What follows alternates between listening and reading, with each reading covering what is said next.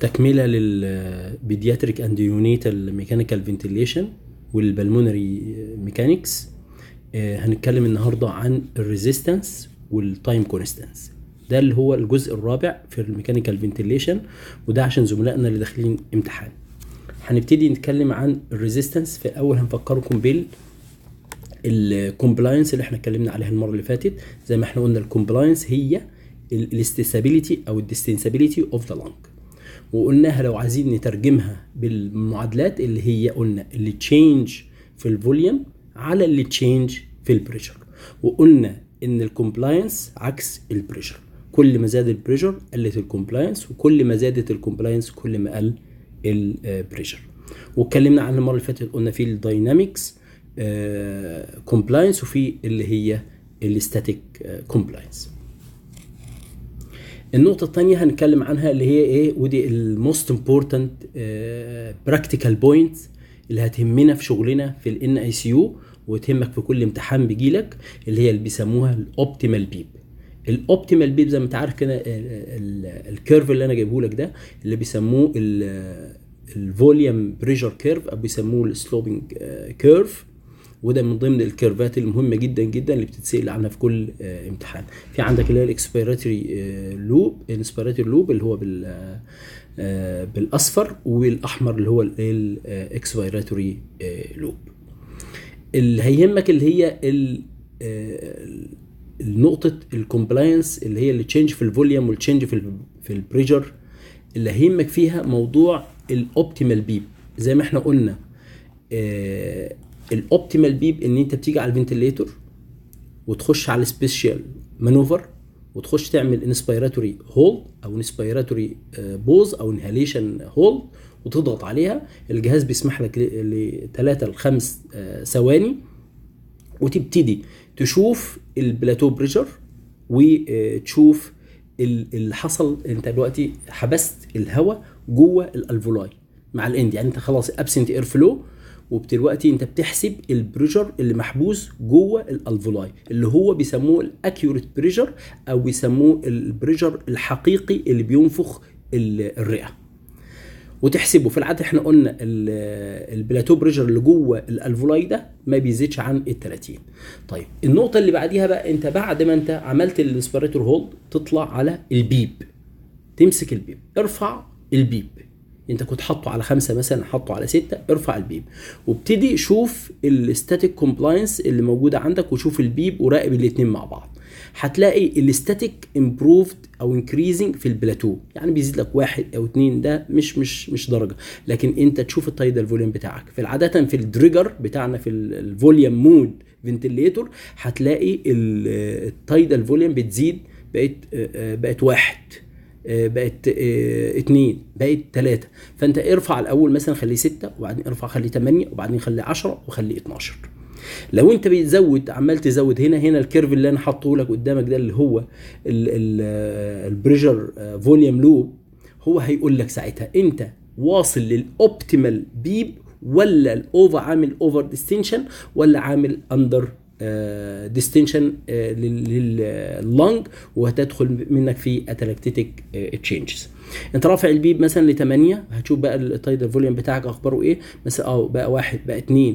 طيب رفعته ل10 زي بقى 3، ممتاز. رفعته ل12 لقيت الايه، لقيت الكومبلاينس او التايدال فوليوم بتاعك ابتدى الكومبلاينس ابتدت تنزل، بقت 2.3، بقت 2. معنى ذلك ان انت عامل اوفر انفليشن، معنى ذلك ان انت الاوبتيمال بيب ده، البيب ده مش مناسب للمريض، فلازم تنزل تاني لل8 او لل7 اللي انت حاططها. يبقى ده هو ده الاوبتيمال بيب اللي محتاجه المريض عشان تمنع الاتلكتيك تشينجز وتمنع الاوفر ديستنشن وتمنع النيوموثوركس. زي ما احنا قلنا في عندنا حاجه بيسموها لور انفليكشن بوينت وفي ابر انفليكشن بوينت. النورمال اللي انت تكون 2 to 3 سنتيمتر ووتر اباف اللور انفليكشن بوينت، ده بيسموه الاوبتيمال بيب. يبقى definition of optimal beep ان انت تكون 2 to 3 سنتيمتر ووتر above the lower inflection point اللي هي عند الكريتيكال opening pressure. لو انت نزلت عن الاوبتيمال بيب ده، نزلت تحت شويه، انت حاطط مثلا بعد ما عملت الانهاليشن تيست، عملت الانسبيراتوري بوز تيست ونزلت عنه، تحت الاوبتيمال بيب هتؤدي الى اتلاكتيك تشينجز وتدخل في اتلاكتيكو تروما. طب انت عديت الاوبتيمال بيب ودخلت في حاجه اسمها الابر انفليكشن بوينت، يبقى انت عامل اوفر ديستنشن وهتدخل البيبي في النيومو ثوركس.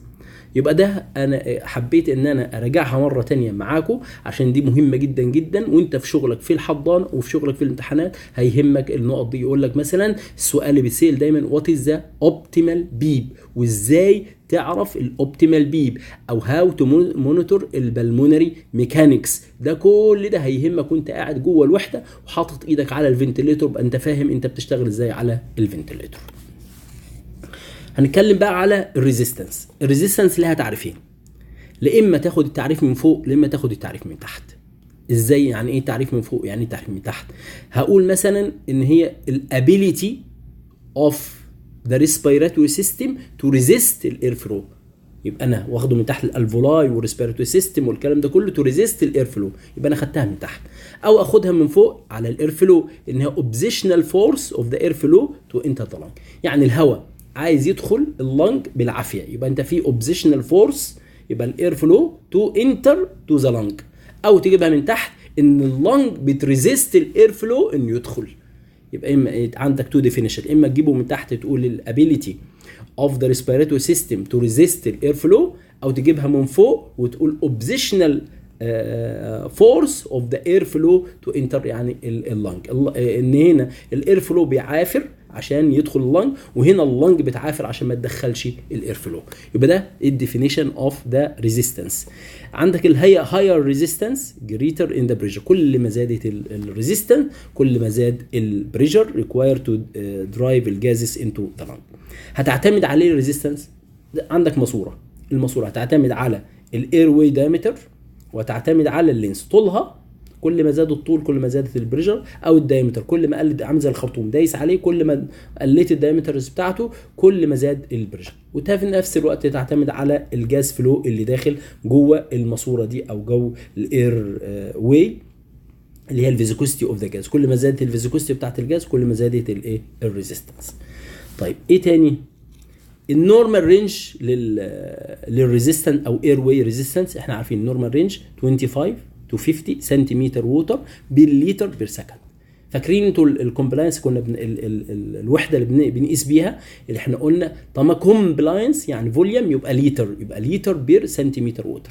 لو هتكلم على ريزيستنس وبريشر هقول اول البريشر اللي هو سنتيمتر ووتر بير لتر بير سكند.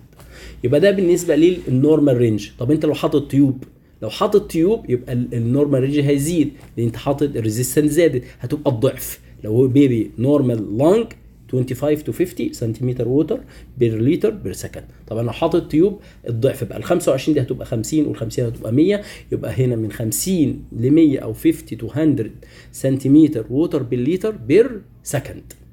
ده بالنسبه. وهنا زي ما هنا كاتب برضو الديفينيشن قلت لكم عليه اللي هو جايبها من تحت لفوق اللي هي ability of the conducting part of the lung or respiratory system to resist the air flow. في حاجه اسمها بيسموها بوازيه لو. البوازيه لو ده اللي هي عباره عن ان الريزيستنس تساوي اللينس على 4 باور الراديوس. يعني ايه الكلام ده؟ يعني ان هو برضو الريزيستنس بتعتمد على اللينس، كل ما زاد كل ما زاد الريزيستنس، وتعتمد على الراديوس. لو قل الراديوس في النص هتزيد الريزيستنس بحوالي 16 مره عن الطبيعي بتاعتها، ان 4 في 4 ب 16.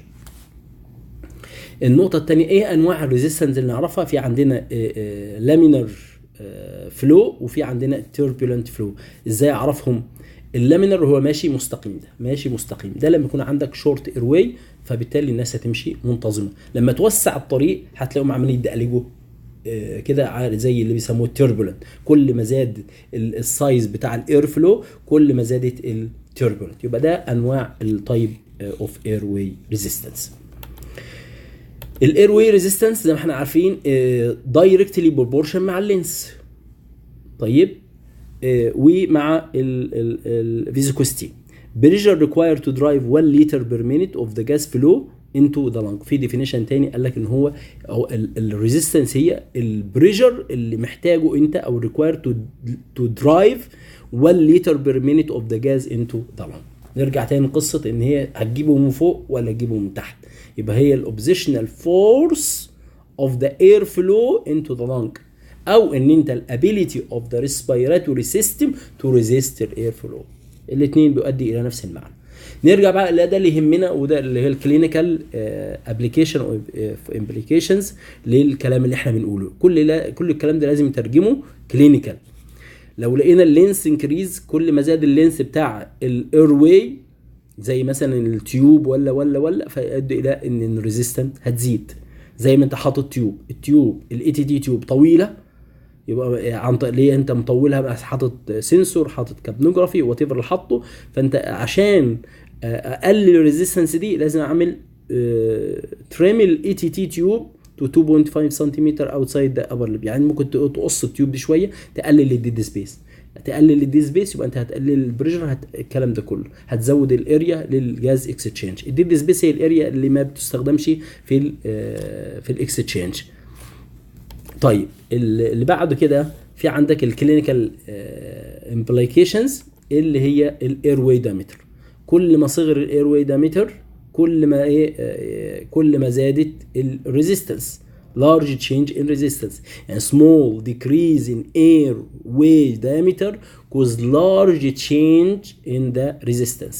طب انا دلوقتي عايز overcome الكلام ده كله. مثلا انت عندك الاير واي في سكريشن هيزود لك الريزيستنس، الاير واي سمول فما يزود لك الريزيستنس. فهتعمل حاجتين، ان انا احاول ريموف السكريشن، اعمل سكشن والكلام ده كنت ريموف السكريشن، لان الاير واي بلوكت بالايه؟ بسكريشن، اسبازم، او السايز اوف ذا تيوب. 3 اس: السايز اوف ذا تيوب، الاسبازم، او ان انت الاير واي سمول وسكريشن موجود. يبقى انا ريموف السكريشن، لو الاي تي تي صغيره بكبرها شويه، لو في سبازم بدي حاجه تفك السبازم.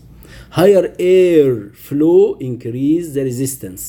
higher air flow لما يزيد الاير فلو عمال زايد يزود الريزيستنس. ازاي؟ عن طريق انه بيعمل turbulence of the gas flow، ان الهواء عمال يدقلك كده، يسموها turbulence. طيب الكلينيكال امبليكيشن ديزيزز with airway obstruction. اللي بيعمل ايروي اوبستراكشن عندنا ما فيش غير 2 ديزيز عندنا، اللي هي الميكونيوم اسبيريشن والبرونكوبالمونري ديسبليسيا. الاول صوره اللي هي الموجوده الاولانيه دي اللي بيسموه اللي هي الميكونيوم اسبيريشن. ايه اللي وجه الشبه ما بين الاثنين؟ الاير واي ريزيستنس عالي في الاثنين. عندك الاثنين فيهم هايبر انفليشن، الاثنين فيهم بتحس ان في الميكونيوم الكلاسيك بيكتشر بتاعته ديفيوز كورس انفلتريشن، ديفيوز كورس انفلتريشن ويز هايبر انفليشن. في بعض ممكن يكون في اتراكتيك تشينجز، ريتيكولويدال تشينجز، والكلام ده كله ممكن تؤدي ليتر للنيوموثوركس. البي بي دي عاده هتلاقي عباره عن ايه؟ ديفيوز، شايف؟ ديفيوز ليوسنت راوند اريا، راوندد اريا، ليوسنت راوندد اريا، ليوسنت راوندد اريا. وفي عندك ال ديفايند ريتيكولونودولار ماركينج واير برونكوجرامز، يعني تحس فيها زي عامله زي الار دي اس، تحس قريبه من ايه؟ من الار دي اس شويه. وفي عندها ريتيكولار نودولار ماركينج موجوده فيها. الاثنين ممكن هايبر انفليتد، شبهها لو حد شاف حالات ميلاري تي بي تبقى عامله زي الميلاري تي بي، عامله نودولار انفلتريت وانكريز ريزيستنس، وعندك اللي هي ايه؟ هايبر انفليشن. ده الكلينيكال امبليكيشنز لحالات الريزيستنس. ايه هي الديزيز اللي بيزيد فيها الريزيستنس؟ ده سؤال امتحان، هتقول له الميكونيوم اسبيريشن والبرونكوبالمونري ديسبليزيا، لان الباثولوجي واخد الاير واي. ندخل على حاجه تانية بيسموها التايم، بيسموها التايم كونستانت. تايم كونستانت، الديفينيشن بتاعت التايم كونستانت هو التايم تيكن تو امتي ذا جاز فروم ذا لانج، الوقت اللي احنا عايزين نفضي اللانج منه، اللي هي التايم بتاع اللي هي الاير انفليت اند ديفليت ذا لانج.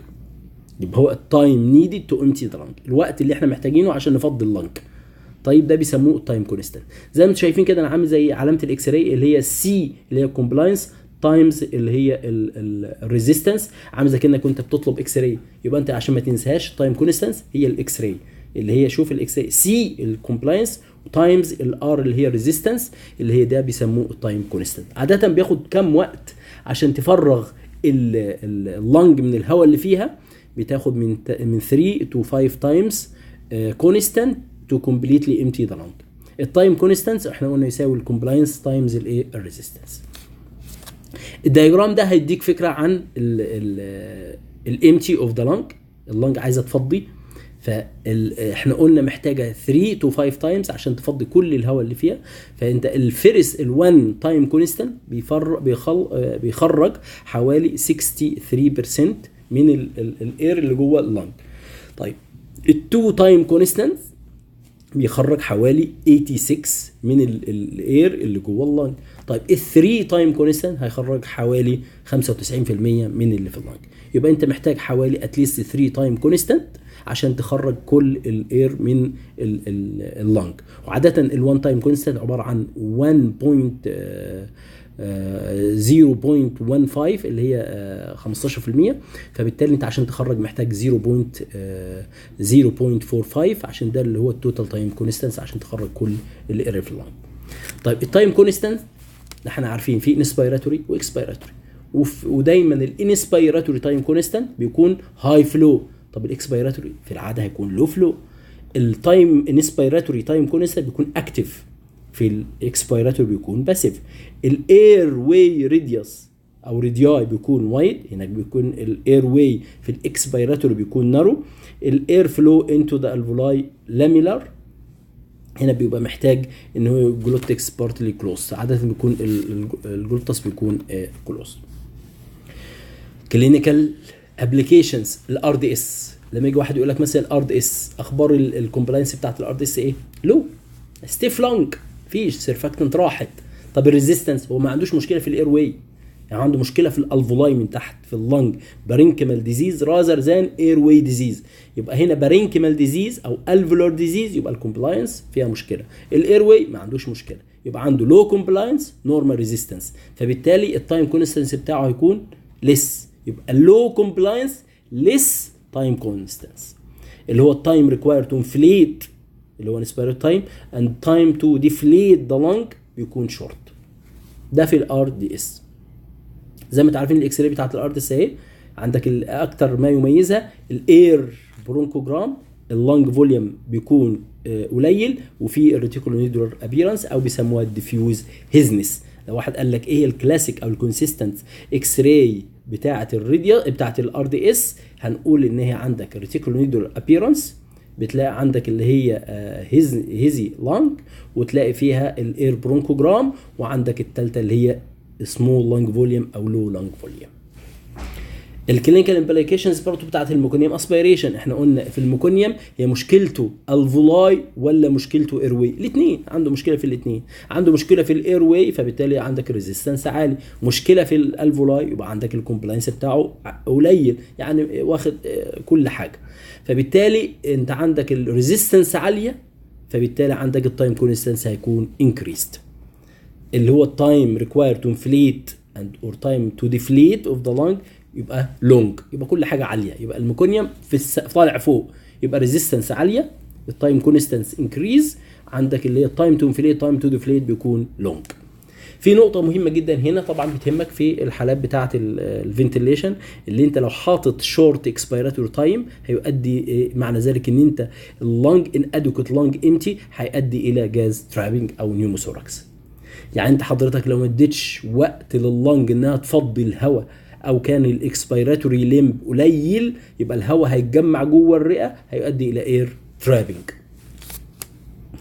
نرجع تاني للكلينيكال امبليكيشن، احنا بنتكلم مور كلينيكال، مفيش نظري، كلها كلينيكال، كلها خدنا شويه البلمونري ميكانكس وعملنا لها كلينيكال ابلكيشنز على الديزيز بتاعتنا، وازاي نشغل الفنتليتور بتاعنا جوه الوحده. يبقى الديزيز والفنتليتور كل شغلنا معتمد على الديزيز اللي معانا والميكانيكال فنتليشن اللي معانا.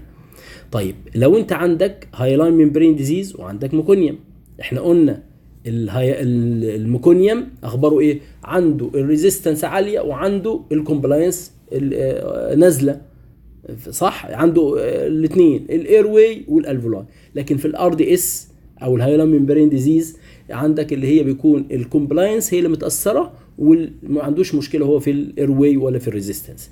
يبقى هنا النورمال تايم كونستانس اللي هي الكومبلاينس 0.05. احنا فاكرين لما قلنا الريزيستنس لو هي من غير تيوب 25 ل 50 ادي 20، وقلنا النورمال تايم كونستانت 0.10 to 0.15 اللي هي 15% 10% او 15%. هي ممبرين عنده مشكله في الكومبلاينس كام اهي 001 والمفروض النورمال 005. والريزيستنس عنده مشكله فيها؟ لا ما عندوش مشكله، 20 هي زيها ما فيش مشكله عنده، فبالتالي التايم كونستانس بيكون بتاعه شورت. طب الميكونيوم عنده مشكله في الكومبلاينس؟ نعم عندكم مشكله في الكومبلاينس، لكن مشكلته الاساسيه في الريزيستنس. شايف الريزيستنس 100، فبالتالي هو عنده مشكله في الكومبلاينس ومشكله في الريزيستنس، فبالتالي التايم كونستانس بتاعه بيكون ايه؟ لونج.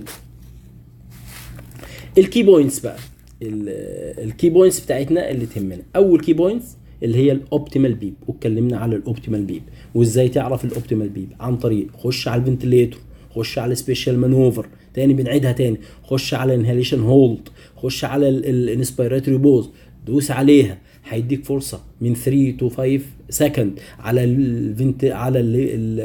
الفوليوم مود فنتليتور، وابتدي ارفع البيب. شوف البيب انت حاطه 5 ارفعه ل7 زود ب2 او 3. بعدين شوف القراءات عندك البلاتو بريشر اقراه شوف اللي حصل فيه، وشوف الكومبلاينس اللي حصل فيه. الكومبلاينس احنا قلنا النورمال بتاعها 1 مثلا على جهاز الدريجر بتاعنا، طب هي 1 والبلاتو كان المفروض كان البلاتو هيوصل لك 15 ل 16، فطب شوفوا زاد ولا ما زاد. طيب بعدين شويتين تاني ارفع البيب مره تانية، انت كنت رافعه ل 8 ارفعه 10 وابتدي شوف البلاتو، هتلاقي البلاتو زاد 19 و 18 مش للدرجه، لكن الكومبلاينس هتلاقي وصل ل3.